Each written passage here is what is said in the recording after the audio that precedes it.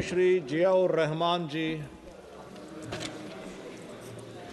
माननीय सभापति जी, मैं अपने संबल लोकसभा क्षेत्र की बहुत महत्वपूर्ण समस्या की तरफ ध्यान आकर्षित करना चाहता हूं। मेरे लोकसभा क्षेत्र के अंदर संबल के में केंद्रीय विद्यालय की बहुत आवश्यकता है। मेरे युवाओं का भविष्य अंधकार में है और लगातार प्रयास में कर रहा हूं।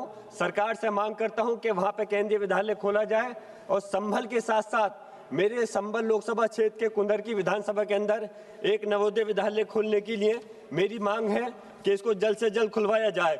उसके साथ साथ माननीय सभापति जी, मैं कहना चाहता हूं हमारे राइट टू एजुकेशन, ये हमारा अधिकार है शिक्षा का, लेकिन अफसोस है कि शिक्षा स्कूलों के साथ साथ मदरसों में भी मिलती है। लेकिन जिस तरह से हमारे संबल, पूरे उत्तर प्रदेश और हिंदुस्तान के मुख्तलिफ हिस्सों में लगातार मदरसों को टारगेट करके, चिन्हित कर करके जो बुलडोजर की कार्रवाई की जा रही है, मेरी मांग है हमारे right to education, right to freedom of religion के उसके अधिकारों का ध्यान में रखते हुए एक कमेटी बनानी चाहिए और जो अधिकारी अपनी उसका उल्लंघन कर रहे हैं उसके खिलाफ कार्रवाई होनी चाहिए। आखिर में मेरी पुरजोर मांग है कि मदरसों के अधिकारों का संरक्षण होना चाहिए और मेरे संभल लोकसभा क्षेत्र में संभल के अंदर केंद्रीय विद्यालय और कुंदरकी के अंदर एक नवोदय विद्यालय खुलने की बहुत आवश्यकता है। सरकार इस पे अपनी मेरी मांग को श्रीमती कबूल करे। बहुत बहुत धन्यवाद। गैनीबेन ठाकुर जी। अध्यक्ष महोदय, आपना माध्यमथी सरकार અને દેશના નાણામંત્રીનું ધ્યાન દોરવા માગું છું કે સમગ્ર દેશના અને ગુજરાતના કરોડો લોકોએ પ્લસ અને સહારા કંપનીમાં એક બચત માટે કરીને એમણે રોકાણ કરેલું હતું। આ તમામ લોકોના રોકાણ પછી મુદત પૂરી થઈ હોવા છતાં પણ એમને પોતાના નાણાં મળ્યા નથી। સુપ્રીમ કોર્ટની નિગરાની પછી, સુપ્રીમ કોર્ટના આદેશ પછી દેશના નાણામંત્રીએ આ ગૃહની અંદર ખાતરી આપી હતી કે જે લોકોએ સહારા અને પ્લસ કંપનીમાં રોકાણ કર્યું છે તેમને તેમના નાણાં પરત આપવામાં આવશે, પણ આજ સુધી આ રોકાણકારોને એમના પૈસા પરત મળેલા નથી। તો હું આપના માધ્યમથી સરકારને વિનંતી કરું છું કે ગરીબ અને મધ્યમ વર્ગના લોકોએ આ બચત માટે કરીને એમના પૈસા એક પરસેવાની કમાણી એમને બચત માટે રોકાણ કરેલી હતી, એમને તેમના પૈસા પરત મળે એવી હું આપના માધ્યમથી દેશના નાણામંત્રીને વિનંતી કરું છું। माननीय श्रीमती कृति देवी देव बर्मन जी। Honorable Speaker, sir, I rise today the attention of this august House in a matter of great importance for my constituency, Tripura East, and the entire state of Tripura, the need to develop state-of-the-art sports infrastructure for our talented athletes. Sir, our youth, especially the indigenous tribal youth, have immense talent and passion for sports. However, due to lack of proper training facilities, coaching and infrastructure, this potential remains untapped. While government intentions are ongoing, Tripura has yet to see significant improvement on the ground. Compared to other states of the northeastern region, we are far behind, and this gap needs to be addressed urgently. Sports like football, gymnastics, shooting and archery are widely played, but talent needs to be structured, grooming and exposure.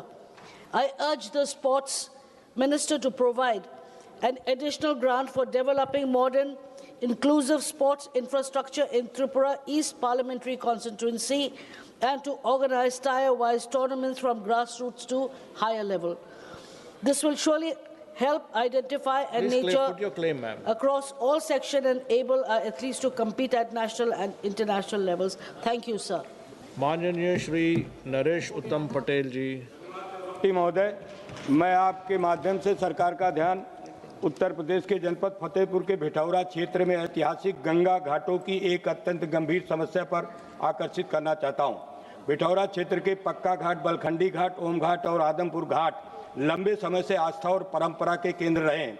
कभी इन घाटों पर श्रद्धालुओं की बड़ी संख्या में उपस्थिति रहती थी और यहाँ स्नान, पूजा अर्चना तथा गंगा आरती का वातावरण बना रहता था, लेकिन पिछले कुछ वर्षों से माँ गंगा की धारा इन घाटों से दूर चली गई है, जिससे यहाँ की धार्मिक गतिविधियाँ बुरी तरह प्रभावित है। स्थानीय लोगों और जानकारों का कहना है कि गंगा क्षेत्र में हो रहे अनियमित और अवैधानिक बालू खनन के कारण नदी की प्राकृतिक धारा प्रभावित है। इसी कारण गंगा की मुख्य धारा घाटों से लगभग 700 मीटर दूर ओम घाट और के आसपास अन्य घाटों पर गंगा का जल नहीं पहुंच पा रहा। स्थिति ये हो गई है कि पौराणिक धार्मिक पर्वों पर इन घाटों पर स्नान करना भी दुश्वार हो गया है। महोदय, फतेहपुर जिले में गंगा लगभग 70 किलोमीटर की लंबाई में बहती है और इसके साथ हाजीपुर गंग का स्नान घाट भी पूरी तरह से रेत में ढक गया है, जिससे श्रद्धालुओं और स्थानीय लोगों में गहरी चिंता है। महोदय, मैं स्पष्ट करना चाहता हूं कि यह समस्या केवल मेरे जिले की ही नहीं बल्कि ये एक गंभीर पर्यावरणीय और नदी प्रबंधन से जुड़ा हुआ मुद्दा है। यदि समय रहते इस पर ध्यान नहीं दिया तो आने वाले समय में गंगा के किनारे बसे अन्य क्षेत्रों में भी ऐसी स्थिति उत्पन्न हो सकती है। अतः मैं केंद्र सरकार से मांग करता हूं कि इस पूरे क्षेत्र में अवैधानिक खनन व प्रभावी रोक लगाई जाए तथा गंगा की धारा में आए परिवर्तन का वैज्ञानिक अध्ययन कराया जाए तथा तट संरक्षण और नदी पुनर्जीवन के लिए ठोस कदम उठाए जाएं। साथ ही नमामि गंगे योजना के अंतर्गत भी इस क्षेत्र को प्राथमिकता देते हुए आवश्यक कार्रवाई की जाए ताकि गंगा की अविरल धारा पुनः ऐतिहासिक घाटों तक पहुंच सके और श्रद्धालुओं की आस्था तथा पर्यावरण दोनों की रक्षा। ਧੰਨਵਾਦ ਚੇਅਰਮੈਨ ਸਾਹਿਬ, आपने जीरो आवर च बोलने का मौका दिता।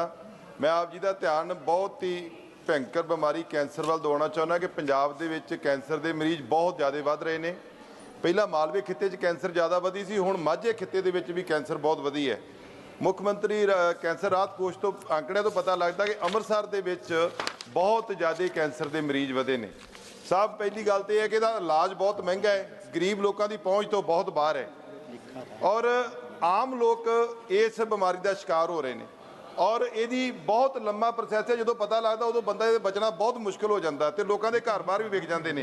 मेरी सरकार तो दरखास्त है कि जिन्ना कारणा करके कैंसर बढ़ रही है, खास करके शहरों के जोड़े गंदे नाले ने उन्हों का प्रबंध करना चाहिए। तुंगताप ड्रेन है अमृतसर के जिमें उस तरीके पैसटीसाइड राही भी कैंसर बढ़ रही है। धरती हेठ पानी के यूरेनियम आ गया। ये सरकारों का मुख्य फर्ज बनता है कि साफ सुथरे पानी का प्रबंध करना। जिथे सरकार कैंसर तो छुटकारा पाने लिए प्रबंध करे, मैं बेनती करनी चाहना कि प्रधानमंत्री राहत कोष तो घट्टो घट्ट राशि 10 लाख रुपये का इलाज फ्री होना चाहिए कैंसर के मरीज का। धन्यवाद ji. Vasant ji, Vijay Vasant ji. Thank you speaker sir. Please speak on, it will come, it will come. आप बोलिए।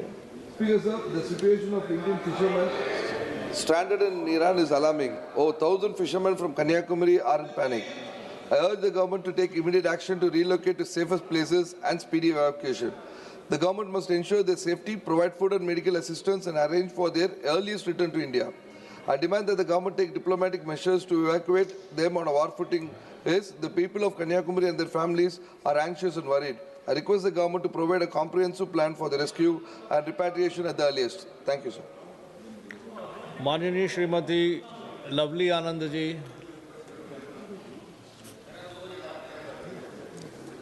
चलिए, धन्यवाद महोदय, सभापति महोदय।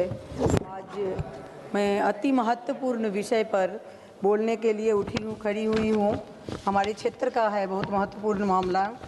आपके माध्यम से माननीय कृषि मंत्री जी का ध्यान आकृष्ट करना चाहती हूँ कि हम यहाँ शिवहर लोकसभा, जहाँ से मैं आती हूँ, वैसे तो पूरे बिहार में बेमौसम बारिश हुआ है। 12 मार्च से लगातार बारिश हुई है।